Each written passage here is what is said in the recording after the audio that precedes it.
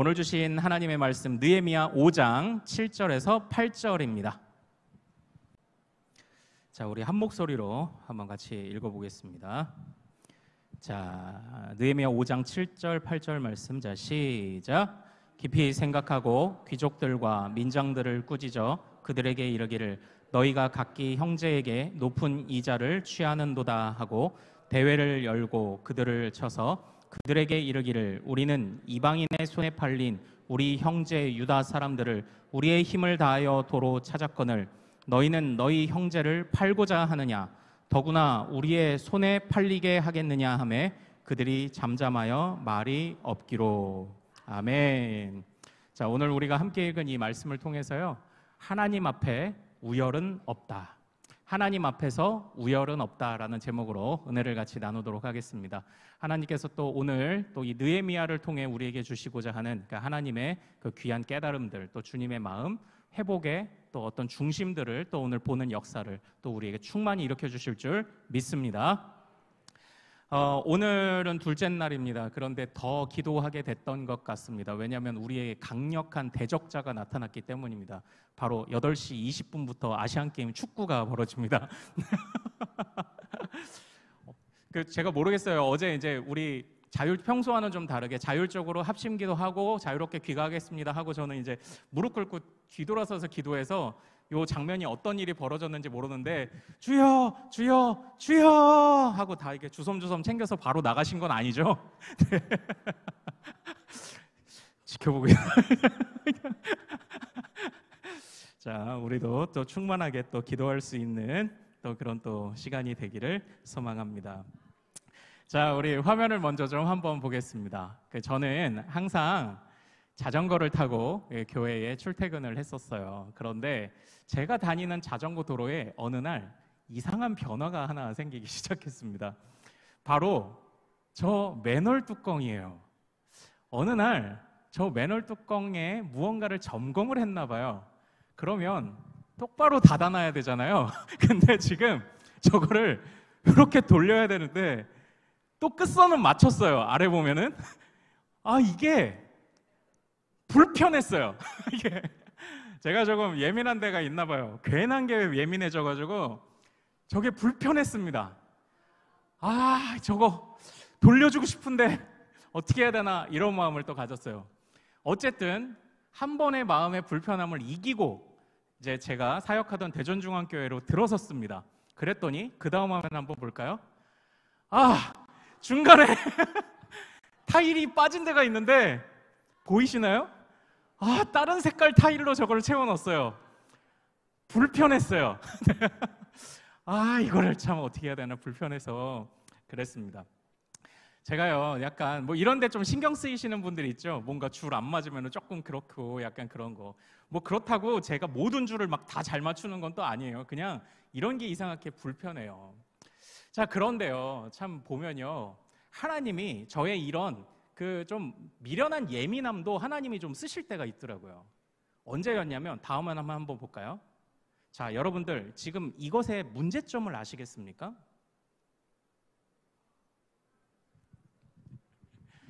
저 도로에 노란색으로 돼 있는 표시는 누굴 위한 저 표시인가요? 저게 그 점자 보도블럭입니다. 그래서 저게 시각장애인들을 위한 보도블럭이에요. 보도블럭에 점이 여러 개 찍혀 있으면 멈춤 표시입니다. 그리고 이게 석삼처럼 일자 표시가 돼 있으면 계속 가도 좋다는 표시예요. 자, 그러면 저 이제 도로를 따라간다고 생각해 보십시오. 직선 표시를 따라 가다 보면 저 도로 경계석에 부딪히게 돼 있어요. 시각장애인들이. 그래서 제가 저걸 구청에 신고를 했다는 거 아닙니까? 뽑아달라고. 시각장애인들이 이걸 보면 알면 시각장애인들이 얼마나 다치겠냐. 실제로요, 제가 이제 시각장애인은 한 그 청년을 제 이제 제자로 같이 생활을 했었다고 몇 차례 말씀을 드렸잖아요. 이 친구하고 이렇게 길을 걸을 때 이제 팔짱을 이렇게 끼고 이렇게 길을 걷는데 도로를 걸을 때 제일 위험한 게 뭐냐라고 얘기했더니 도로 경계석이래요. 저기. 물론 차가 달려들지 못하게 횡단보도 앞에 저런 것들이 많이 설치되어 있죠. 그러나 시각장애인들에게는 저게 굉장히 위험한 요소가 되는 겁니다. 그래서요, 저런 게 눈에 들어오더라고요. 수많은 사람들이 저 길을 지나는데요, 저 길에서 아무것도 이상한 걸 눈치채지 못했나 봐요. 저의 예민함을 하나님이 좀 이렇게도 사용을 하시더라고요. 그때 참 그래도 감사했습니다. 감사했어요. 하나님께서요, 우리 각자에게 많은 은사와 재능들을 주셨습니다. 그런데 이 은사와 재능들을요, 서로 도토리 키재기 하라는 게 아니에요. 이 은사와 재능들을 주신 대로 서로가 지체가 되어서 서로에게 맡기신 일들을 그냥 그 자리에서 묵묵히 감당하면, 그러면 어느덧 하나님께서 원하시는, 또 하나님께서 기뻐하시는 일들이 자연스럽게 이루어지지 않겠습니까? 그래서 그냥 남들과 우열을 비교하지 말고 그냥 하나님이 나에게 주신 것을 가지고 선하게 사용하면서, 또한 나만 할 수 있는 일들이 무엇이냐. 제가 우리 자녀들이 저는 비전이 없어요 이렇게 얘기를 하면요, 제가 그런 조언을 하기도 합니다. 하나님이 너에게만 보게 하시는 게 있으면 그게 비전이다. 제가 이렇게 얘기를 해요. 아무리 작은 거라도 상관없어요. 그러니까 자꾸 우열을 비교하니까 너는 뭐에 재능이 있냐? 저는 재능이 없어요. 너 그러면 그나마 뭐 잘해? 저 수학 잘해요. 근데 다른 애가 더 잘해요. 아니, 다른 애 더 잘하는 거 말하지 말고 그냥 너가 가진 것 중에 제일 잘하는 게 뭐야? 이제 이런 것들을 물어보거든요. 어쨌든 나만이 바라보게 하시는 일, 나만이 할 수 있는 일, 적어도 저 도로 경계석을 신고하는 것은요, 저만이 할 수 있는 일이었다고 생각합니다. 하나님이 저에게 주신 그 작은 은사와 그 장난스러운 재능을 가지고 하나님이 저를 통해 일하신 것이라고 생각해요. 적어도 저 순간만큼 저것은 저에게 비전이었어요. 저것은 제가 해야만 했던 일이었습니다. 주님이 나를 통해서만 이루시기를 원했던 일이었다고요. 마찬가지로요, 나만이 할 수 있는 일들을 찾고 우열을 논하지 않으며 그 안에서 그냥 묵묵히 각자 자리에서 충성하는 것이 하나님 나라의 원리이고요, 교회의 원리인 줄로 믿습니다. 이걸 잘 기억을 해야 됩니다. 교회는요, 누가 왕인지 알고 있는 사람들의 모임이에요. 누가 왕인지 알고 있는 사람들의 모임. 그래서 우리가 어떻게 보면 어제 살펴본 이야기죠. 우리의 성을 쌓기를 원하는 사람들이 아니고요, 하나님 앞에 헌신하고 주님이 은혜를 보여주신 것을 감사히 여기며 하나님 앞에 헌신하기로 작정하는 자들, 누가 왕인지 아는 자들이 모인 곳이 교회입니다. 그 교회 안에서는요, 어느 누구도 우열을 말해서는 안 돼요. 그러므로 저는 선포합니다. 사랑하는 여러분, 은사와 재능은 우열이 없습니다. 모두가 각자에게 주신 대로 각자가 할 수 있는 만큼 그 일을 감당하면 되는 줄로 믿습니다. 왜냐면요, 오직 하나님이 우리의 왕이시잖아요. 그래서 우리는 모두가 다 그리스도의 종입니다. 종은요, 우열을 세울 수가 없어요. 그냥 그 신분이 그냥 그리스도의 종입니다. 우리 중에 우열을 말하면요, 하나님과 우리일 뿐이지 우리 중에 우열을 말하는 건 굉장히 미련한 짓입니다. 교회는 그래서는 안 되는 곳이죠. 제가요, 이전에 목회 상담이라는 그런 과목을 배울 때 교수님이 해주셨던 정말 감동스러운 이야기가 하나가 있어요. 그게 뭐냐면요, 바로 이것입니다. 여러분, 하나님의 도구 상자는 결코 작지 않습니다. 바로 이거예요. 무슨 뜻인지 이해되시나요? 하나님의 도구 상자는 결코 작지 않다. 우리 중에 굉장히 능력이 없어 보이거나 연약해 보이거나 하는 사람도 하나님이 맡기실 일이 다 있다는 거예요. 그들도 하나님의 도구라는 겁니다. 우리는 마치 교회 안에 특출난 자들이나 아니면은 무언가 엄청 뛰어난 자들이 자꾸 이제 세상의 논리와 원리로 보는데, 그런 사람들만 교회를 위해 헌신할 수 있을 거라고 생각해요. 아닙니다. 하나님 나라의 도구 상자에는 수많은 도구들이 있어요. 지극히 작은 소자와 같은 자라 할지라도, 지극히 연약한 자라 할지라도 그들이 다 하나님의 도구 상자 안에 있는 주님의 선한 도구들입니다. 그러므로 우열을 말할 수 없어요. 이 사람도 하나님께 쓸 때가 있고요, 저 사람도 하나님께 쓸 때가 있고, 저들도 하나님께 다 쓸 때가 있습니다. 심지어는 미숙해 보이는 자라 할지라도. 이것이 교회 아닙니까? 이게 교회죠. 예. 어떻게 보면 어제는 하나님 경외하는 마음이고요, 어떻게 보면 오늘은 율법의 대원칙 중에 두 번째인 바로 우리의 형제자매를 사랑하는 원리라고 해도 맞을 것 같습니다. 작은 은사를 가진 자 또는 은사가 없어 보여도 괜찮습니다. 지금 당장 그래 보여도요. 왜냐하면 하나님이 그들을 쓰시기로 작정하시면 어떻게든 쓰시거든요. 바로 저 미련한 예민함을 통해 바로 저 도로 경계석을 뽑아내게 하신 하나님의 역사처럼 말이죠. 이런 마음을 갖지 않으면요, 우리 공동체 안에, 교회 안에 존중이 없어요. 그냥 우열만 살아남는 거죠. 이런 마음을 버리지 않으면 교회가 정말 믿음의 공동체로 설 수가 없습니다. 우리가 살펴보고 있는 이 느헤미야의 두 번째 주제, 제가 성벽 재건, 두 번째 주제, 이제 내일은 그 부딪힌 반대에 대해서 살펴볼 텐데요. 3장에서 7장까지가 성벽을 건축하는 이야기예요. 1장에서 2장까지가 이제 어제가 귀환하는데 하나님의 은혜를 힘입어 결단하여 헌신하며 귀환하는 얘기였다면 3장에서부터 7장까지는 성벽을 건축하는 이야기입니다. 그 안에 이제 내일로 제가 미뤘지만 반대를 직면하게 되는 그런 경우도 있었습니다. 하지만 오늘은 이 성벽 재건하는 과정 중에 나타났던 모습들을 좀 보기를 원해요. 그런데요, 이 안에서 성벽 재건하는 과정 중에서 느헤미야가 중요하게 다루고 있는 것이 뭐냐면 어떻게 건축을 했느냐의 과정을 생각보다 그렇게 자세하게 논하고 있진 않아요. 오히려 그 건축을 완료할 수 있도록 느헤미야가 백성들을 다독이고 단속하는 이야기에 3장에서부터 7장까지의 말씀이 많이 집중되고 있더라고요. 하나님께서 여전히 하나님을 경외하는 남은 자들을 통해 일하시기로 작정하신 것처럼 성벽 공사도 수많은 반대가 있었지만 여전히 하나님을 경외하는 남은 자들을 통해서 그 성벽이 완공이 됩니다. 바로 헌신하는 백성들이 나타났던 거죠. 네가 잘났네, 내가 잘났네 하지 않고 그냥 묵묵히 자기 자리에서 헌신하는 자들이 나타났던 거예요. 우리 성경을 조금 넘겨서 7장 3절에서 4절을 한번 좀 가보겠습니다. 자, 7장 3절에서 4절을 한번 보겠습니다.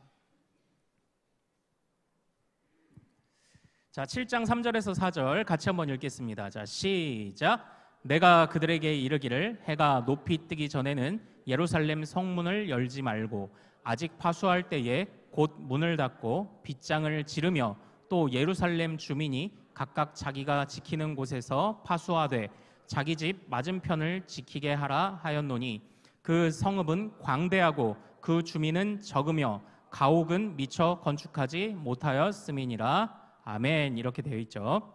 자, 여기 보면 3절에 이런 말씀이 있습니다.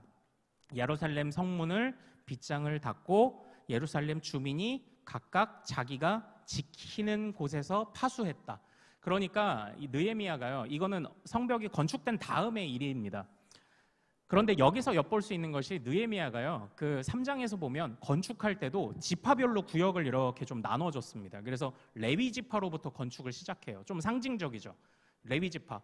건축할 때 제일 중요한 건 건축 기술이겠지만 그러나 레위 지파라는 상징적인 사람들, 하나님 앞에 이것이 곧 헌신의 과정이다. 단순한 건축이 아니라 이것은 헌신이다라는 걸 일깨워주기 위해 레위 지파부터 하나하나 구역을 분배하고요. 건축된 뒤에도 자기 집 앞을 자기가 지키도록 구역을 나눠줍니다. 모두가 함께 짐을 지게 하는 거죠. 예, 정말 그 완벽하고 아름다운 공동체의 모습을 보여주고 있습니다. 그런데 여기서요, 정말 이 자기 구역을 지키는 것이 결코 쉬운 일은 아니에요. 결코 쉬운 일은. 여러분들 그거 아십니까? 요즘은 뭐 많이 빌라나 아파트들 이렇게 많이 사셔서 그렇지 원래 자기 집 앞에 눈을 자기가 쓸게 돼 있는 거 아십니까? 예, 자기 집 앞 눈은 자기가 쓴다. 근데 그거 별로 그렇게 다 지키는 사람 없더라고요. 그냥 동네에서 그냥 한두 사람 그냥 좀 뜻있는 분들이 이렇게 쓸고 또 아니면 경비 아저씨들이 쓸고 하지 잘 그렇지 않더라고요. 그런데 지금 이때에 하나님을 경외하는 자들이 자기가 할 수 있는 만큼 자기 집 앞을 지키는 바로 이러한 일들을 통해서 건축도 했고 그 성벽을 지켜내기도 했다는 거예요. 자, 그런데 그때의 한 가지 4절 말씀을 우리가 다시 한번 좀 읽어볼게요. 자, 시작. 그 성읍은 광대하고 그 주민은 적으며 가옥은 미처 건축하지 못하였음이니라. 이렇게 돼 있죠. 근데 이 말씀을 언뜻 보면 남들이 쳐들어올까 봐 아직 집도 제대로 갖춰지지 않은 상황에서 성벽만 겨우 세운 상황에서 정말 지키지 않으면 언제든지 정말 적들이 쳐들어올까 봐 지켜야 된다라는 의미로 이해되지만 사실 이 말씀은요, 이전에 학개 선지자가 약 한 70년 전에 성전을 건축할 때 학개 선지자가 했던 그 고발하고 경고하는 내용과 맞물려 있어요. 그 경고의 내용을 우리 화면을 통해서 같이 한번 읽어보겠습니다. 시작. 이 성전이 황폐하였거늘 너희가 이때에 판벽한 집에 거주하는 것이 옳으냐? 성전을 건축할 때도 반대자들이 나타났었습니다. 그랬더니 사람들이 뭐라고 말하냐면요, 아직 하나님의 때가 아닌가? 이러면서 막 합리화를 하기 시작하더니 무려 16년 동안 성전 공사가 중단이 되었어요. 그때 하나님이 학개와 스가랴 선지자를 통해서 그들을 책망하시는 겁니다. 아니, 너희가 건축할 여건도 안 되고 힘도 들고 하나님의 때가 아니라고 말하면서 너희 집은 다들 제대로 갖추고 사는구나, 이렇게 고발한 거예요. 자, 이제 이 화면을 이제 내려주셔도 됩니다. 자, 그런데 오늘 말씀을 한번 잘 보십시오. 성전을 건축할 때 백성들은요, 자기 집을 지켜내는 데에 급급했어요. 그런데 오늘 이 성도들을 보십시오. 자기 집이 제대로 된 집이 아니에요. 이건 결국 이 성도들이 헌신했다는 겁니다. 이 성도들이 이 성벽을 재건하여 나라를 튼튼하게 갖고 가기 위한 이 역사에 헌신했다는 걸 의미하는 거예요. 내 집을 판벽한, 이게 영어로 보면 재밌더라고요. 우리 뭐 판넬 이러잖아요. 영어로 패널 이라고 돼 있더라고요. 패널. 그러니까 잘 짜여진 집을 갖춰 사는데, 이 느헤미야 때 성벽을 재건할 때에는 백성들이 그런 욕심을 부리지 않은 거예요. 정말 하나님 앞에 자기가 할 수 있는 만큼 헌신했죠. 할 수 있는 만큼 구역을 맡고 할 수 있는 만큼 그것을 지켜낸 것입니다. 우열이 없어요. 그냥 너나 할 것 없이 다 그 하나님의 역사에 뛰어들었던 것입니다. 그러나 그들에게요, 위기가 있기도 했습니다. 다시 5장으로 넘어오겠습니다. 어떤 위기가 있었냐? 5장 1절부터 좀 보면요, 백성들이 원망을 하기 시작해요. 우리 2절, 3절, 4절 한번 좀 같이 보겠습니다. 5장 2절, 3절, 4절 시작.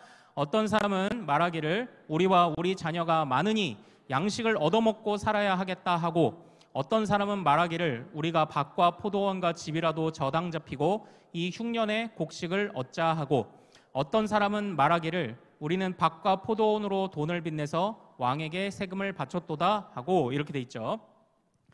이 말씀을 언뜻 보면요, 다시 또 이전에 성전을 건축하던 그때로 돌아가는 건가 하는 생각을 또 잠깐 갖게 만들어요. 백성들의 원망이 시작됐죠. 먹을 것이 없어요. 이거에서 어려워요. 저래서 어려워요. 바로 이런 불평들이 생겨났던 거예요. 이런 위기가 사실 있기도 했었습니다. 그러나 이때에 느헤미야가요, 정말 좋은 지도자인 게 뭐냐면요, 사실 이 사건을 놓고 보면은 단순하게 백성들을 꾸짖어서 성벽에 동참해, 성벽 건설하는데 동참해, 단순하게 그렇게 밀어붙인 게 아니었어요. 그러한 상황들을 정확하게 판단하기 시작했습니다. 왜 우리가 의사로부터요, 정확한 진단을 내려야 정확한 처방을 받잖아요. 왜 옛날에 우리 농담하지 않습니까? 군대 가면요, 배 아프다 그러면 빨간 약 발라주고, 다쳤다 그러면 빨간 약 발라주고, 머리 아파요 그러면 빨간 약 발라주고. 이거는 잘못된 거죠. 처방도 잘못되고요, 진단도 잘못됐고 처방도 잘못됐죠. 근데 느헤미야가 정말 좋은 지도자인 게 뭐냐면 진단을 제대로 내린 거예요. 그들이 왜 원망을 할까? 이전처럼 성전을 건축할 때처럼 그들이 단지 자신의 욕심 때문이었을까? 먹고 사는 문제가 갑자기 확 밀려와서 거기에 넘어간 걸까? 이 진단을 제대로 내립니다. 바로 그 진단의 내용이 뭐였냐면 7절이에요. 우리 7절 말씀 같이 한번 읽어보겠습니다. 자, 시작. 깊이 생각하고 귀족들과 민장들을 꾸짖어 그들에게 이르기를 너희가 각기 형제에게 높은 이자를 취하는도다 하고 대회를 열고 그들을 쳐서. 그들이 가난해졌던 이유가 있었던 겁니다. 바로 무엇이냐면 어렵고 흉년이 두는 중에 고리대금업자들이 나타나기 시작했던 겁니다. 고리대금업자들이 나타난 거예요. 그러니까 지금 너나 할 것 없이 가진 것들이든지 아니면 가진 은사든지 우열 없이 모두 하나님의 역사를 위해 뛰어들어가는 장면에서 그 중에서도 자신의 배를 배불리고 그 중에서도 남들보다 무언가 높은 채 하려는 사람들이 나타난 겁니다. 느헤미야가 그걸 진단해냈어요. 그러니까 이전에 학개 선지자와 스가랴 선지자의 때와는 다른 처방이 나오죠. 느헤미야가 그들을 꾸짖기 시작을 합니다. 그 꾸짖는 말씀이 8절이에요. 우리 8절 한번 같이 읽어보겠습니다. 자, 시작. 그들에게 이르기를 우리는 이방인의 손에 팔린 우리 형제 유다 사람들을 우리의 힘을 다하여 도로 찾았거늘 너희는 너희 형제를 팔고자 하느냐? 더구나 우리의 손에 팔리게 하겠느냐 하매 그들이 잠잠하여 말이 없기로.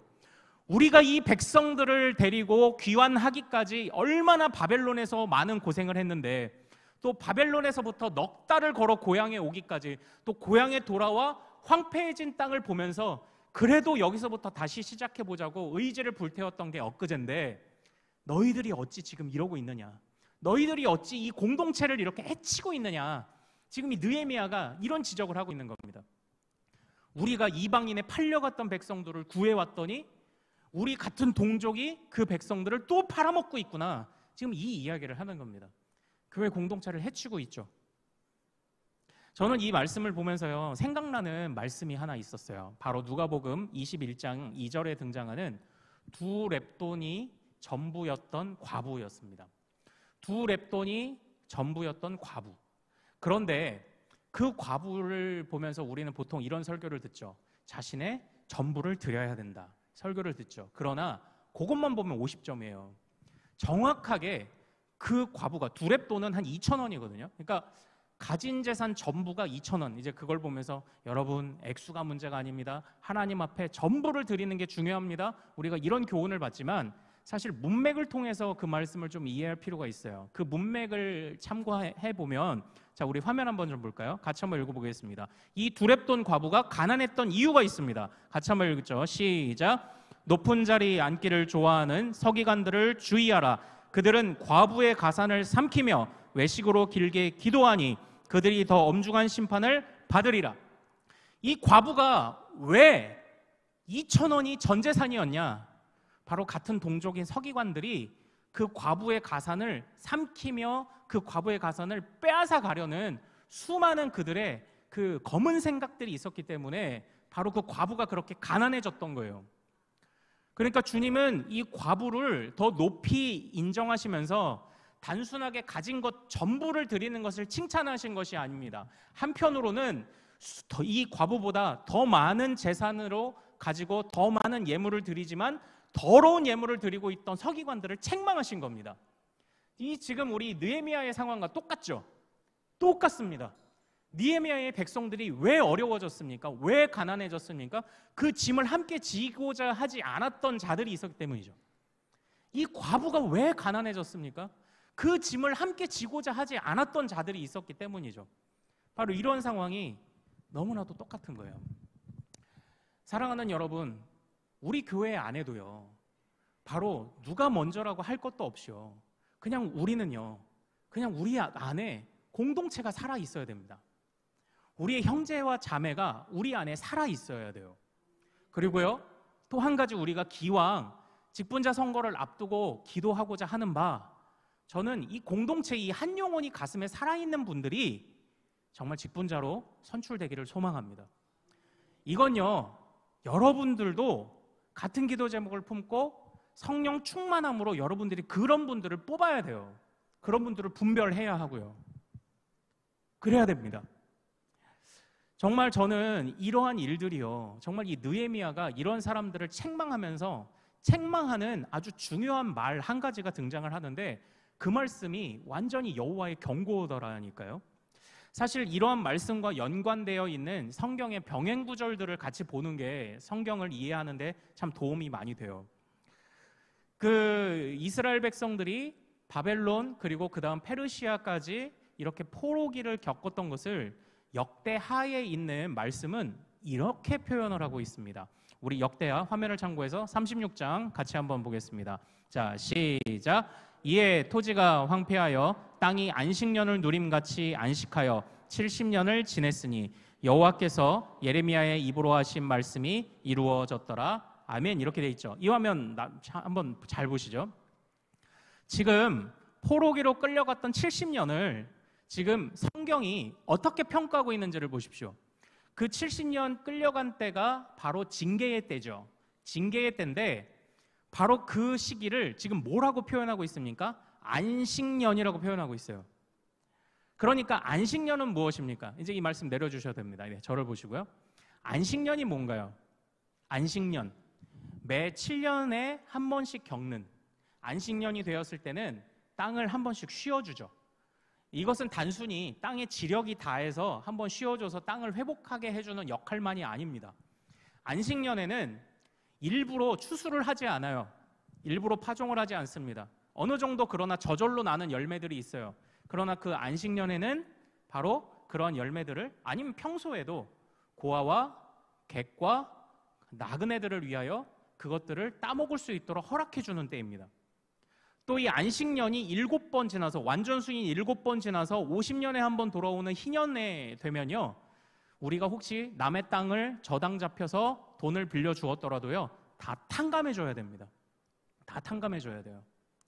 그런데 이스라엘 백성들이 포로로 끌려간 것을 안식년이라고 주님이 명령하신 이유는요, 주님의 땅에서 그 안식년이 지켜지지 않았거든요. 주님의 땅에서 그 희년이 지켜지지 않았거든요. 그러니까 주님이 강제로 안식년을 갖도록 만드신 겁니다. 그래서 백성들을 쫓아내신 거예요. 이 땅이 안식을 누릴 수 있도록 안식을 거부하는 자들을 내쫓으신 겁니다. 저는 이 경고가 굉장히 무섭게 느껴졌습니다.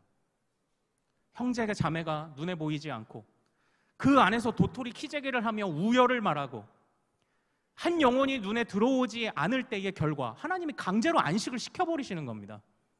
하나님이 강제로 쫓아내시는 겁니다. 그런 일이 있어서는 안 되겠죠. 주님께 쫓겨가는 일들이 벌어져서는 안 되겠죠. 정말 이 말씀을 우리가 정말 기억해야 됩니다.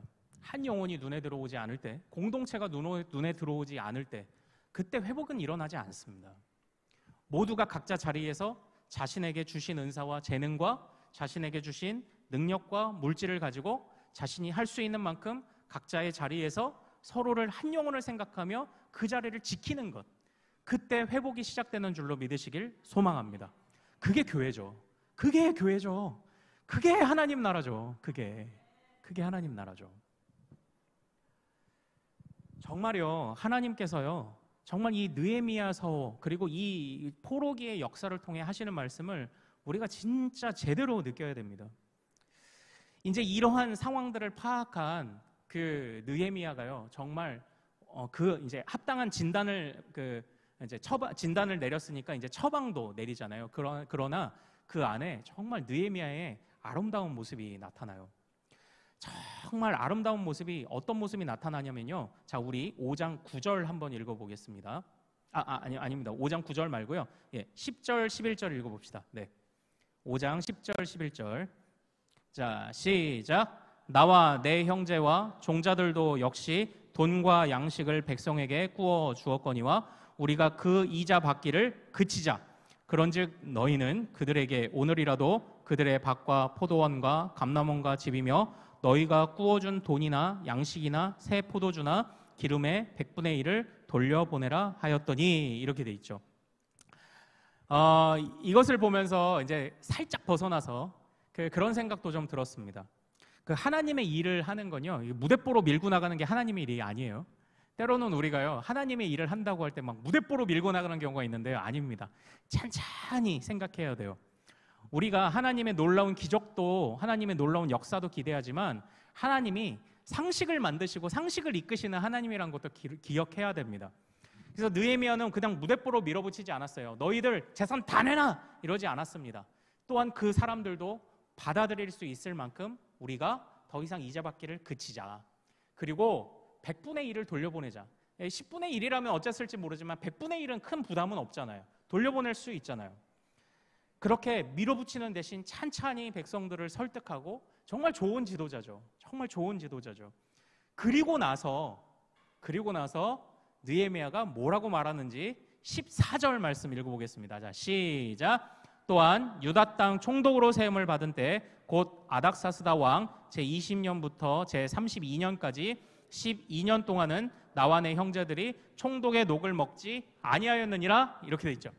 느헤미야가요 솔선수범해서 자신의 녹을 받지 않기로 합니다. 총독의 녹을 받지 않기로 해요. 그 땅에서 거둬들이는 소출 중에 일부를 가지는 것이 총독의 녹인데 그걸 안 받기로 해요. 자신의 녹을 백성들에게 돌려주기로 합니다. 자신이 지적했으니까 자신이 솔선수범 먼저 하는 거죠. 정말 좋은 지도자죠. 좋은 직분자입니다. 정말 교회의 모습이 무엇인지를 제대로 보여주는 바로 그러한 지도자입니다. 사랑하는 여러분, 오늘 말씀을 통해서 우리가 정말 주시는 교훈들을 기억하기를 소망합니다. 하나님 앞에 우열은 없습니다. 그저 각자에게 주신 대로 남들과 비교하지 말고 내가 할 수 있는 만큼 공동체를 섬기는 겁니다. 내가 할 수 있는 만큼 한 영혼을 품는 것입니다. 그때에 회복이 일어나는 줄로 믿으시길 소망합니다. 그것이 교회인 줄로 믿으시길 소망합니다. 우리 교회가 그것을 꿈꾸게 되기를 소망합니다. 그런 직분자들이 뽑히게 되기를 소망합니다. 이제는 제가 마지막 말씀만 드리고 마치도록 할게요. 저는 이 말씀을 보면서요 초대교회가 생각이 났어요. 우리가 초대교회로 돌아가자 이런 얘기를 하잖아요. 초대교회로 왜 돌아가야 되나요? 왜 돌아가야 되죠? 어떤 분들은요 초대교회가 완벽한 교회여서 돌아가야 한다고 말씀하시는데요, 저는 그렇게 생각하지는 않아요. 초대교회로 돌아가는 게 맞긴 맞는데 초대교회는 완벽한 교회는 아니었습니다. 왜냐하면 문제가 있었거든요. 초대교회에 나타난 문제점을 아시죠? 헬라파 과부들이 구제에서 빠지는 일이 생기게 되었습니다. 그래서 원망이 생겼죠. 이거 문제 아닙니까? 초대교회도요 문제가 있었어요. 그러나 초대교회로 돌아가야 하는 이유가 거기서부터 나와요. 문제가 생겼는데 그 문제를 지혜롭게 처리합니다. 그때에 생겨난 게 누굽니까? 7 집사. 직분은요 교회 안에 필요에 의해서 만들어진 게 직분입니다. 교회를 제대로 섬기고 원망과 불평이 또는 연약한 자들을 다시 말씀으로 세워 예배 자리로 데려다 놓기 위한 직분이에요. 직분은 우열 아닙니다. 그러니까 직분은요 한 영혼을 예배 자리로 데려다 놓기 위해 존재하는 게 직분이에요. 근데 잘 보십시오. 초대교회로 제가 돌아가기를 갈망하는 건요 문제가 없어서가 아닙니다. 문제를 해결할 능력이 있어서 제가 초대교회를 동경해요. 그러나 그들에게 나타났던 문제를 해결할 수 있었던 근본적인 그들의 마음이 무엇인가요? 물론 그들은 성령 충만했습니다. 그런데 또 우리는 알고 있죠. 서로 마음을 같이하여 떡을 떼고 가진 소유를 통용하고. 그들에게는 형제가 있었어요. 그들에겐 자매가 있었어요. 형제와 자매가 눈에 들어왔습니다. 그러니까 문제가 발생해도 그리고 그 모든 정권을 다 내어놓죠. 그 문제를 협력해서 처리하죠. 초대교회 7 집사들의 이름을 보면 다 헬라식이라고 합니다. 그러니까 헬라파 유대인들이 구제에서 빠지게 되자 유대인 출신 그리스도인들이 헬라파에게 전권을 넘겨줍니다. 너희 헬라인들 중에서 좋은 사람들을 한번 뽑아봐라. 요즘 뭐 이렇게 할 수 있을까요? 요즘 우리 총회 기간인데 우리 한국교회는 돌아가면서 지역에서 이렇게 한 명씩 임원 뽑잖아요. 지역별로 서로 원망이 많으니까. 초대교회처럼 할 수 있을까요? 그런데 해야 하지 않습니까? 때로는 주님이 감동 주시면 전권도 넘길 수 있죠. 그리고 그렇게 문제를 그렇게 함께 해결해 나가죠. 해결할 수만 있다면, 한 영혼을 되찾을 수만 있다면, 내가 그 권한을 갖든지 안 갖든지 그건 중요한 게 아니죠. 한 영혼을 찾을 수만 있다면 바로 그겁니다. 그래서 초대교회가 정말 하나님께 쓰임받는 위대한 교회가 되지 않았습니까? 사랑하는 여러분, 우리 큰숲교회도 바로 정말 이러한 능력을 갖춘 교회가 되기를 소망합니다. 우리의 직분자들이든지 지도자들이든지 또 저처럼 또 교역자들이든지 느헤미야와 같은 그런 지혜의 사람들이 되기를 함께 기도해 주시기를 소망합니다. 또한 우리 모두가 정말 우열 없이, 하나님 앞에 우열 없이, 우리의 왕은 하나님뿐이시다. 우리는 그저 서로 동역하는 자들이다. 우리는 서로 형제다, 자매다.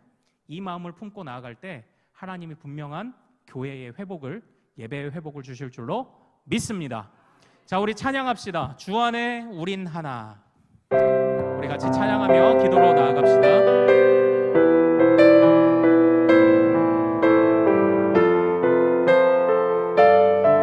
안에 우린 하나, 모습은 달라도 주 안에 우린 하나, 모습은 달라도 예수님 한 분만 바라네. 사랑과 선행으로 서로를 격려해 따스함으로 보듬어 가리. 주님 우리 안에 함께 하시니 형제 자매의 기쁨과 슬픔 느끼네. 내 안에 있는 주님 모습 보네. 그분 기뻐하시네.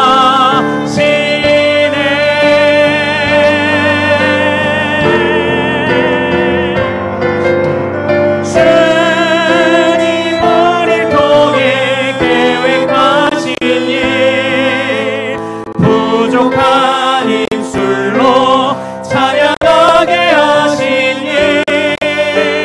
주님 우리를 통해 계획하신 일, 너를 통해 하신 일 기대. 우리 손을 내밀어 주 안에 우린 하나, 주 안에 우린 하나, 모습은 달라도 예수님 한 분만 바라네. 사랑과 선행으로, 사랑과 선행으로 서로를 격려해 따스함으로 보듬어 가리. 주님 우리 안에, 주님 우리 안에 함께 계시니 형제 자매의 기쁨과 슬픔 느낀 너희 안에,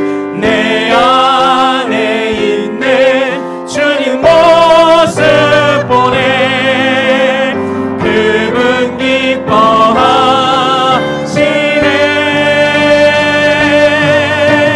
그분 기뻐하시네. 주님 우리를 통해 계획하신 일, 부족한 입술로 찬양하게 하신 일. 주님 우리를 통해 계획하신 일, 너를 통해 하신 일 기대. 주님 우리를 통해 계획하신 일, 주님 우리를 통해 계획하신 일, 부족한 입술로 찬양하게 하신 일. 주님 우리를 통해 계획하신 일, 너를 통해 하신 일 기대. 할렐루야. 아멘. 네, 이 찬양의 가사가 이제 오늘 말씀을 다 대변하고 있습니다. 주여 우리가 서로를 향한 기대를 저버리지 않게 하옵소서. 우리 공동체를 붙잡아 주셔서 하나님이 우리 형제를, 하나님이 우리 자매를 어떻게 사용하실지 기대하는 마음만 갖게 하옵소서. 우열을 논하지 말고 서로 도토리 키재기 하지 말고 한 영혼을 건져내기 위하여 때로는 나의 모든 것도 내려놓을 수 있다는 그 결단이 있는 우리 큰숙교회가 될 수 있도록 그런 직분자들로, 그런 교역자들로, 그런 리더들로 설 수 있게 해달라고 우리 주여 이름 크게 한번 부르며 우리도 그런 자가 되게 해달라고 우리 같이 기도하도록 하겠습니다. 주여!